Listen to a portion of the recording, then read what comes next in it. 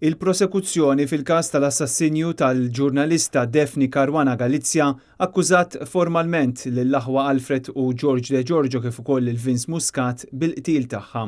L-att ta' akkuża jinħareġ mill-Uffiċċju tal-Avukat Ġenerali li permezz tiegħu jingħata bidu għal proċess biex l-imputati, issa akkużati, jgħaddu ġuri quddiem il-qorti kriminali.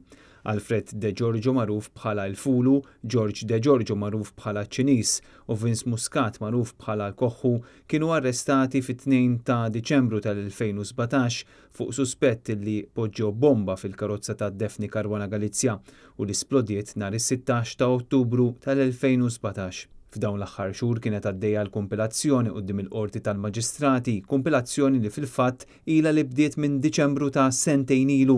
Skont il-liġi l-prosekuzzjoni għandha 20 xahar ċans mid-data tal-arrest sabiex tippreżenta l-att ta' akkuża. Jekk dan ma jsirx l-imputat ikollu dritt li jitlob il-ħelsien mill-arrest, xenarju illi issa f'dan il-każ żgur ma jistax javvera ruħu.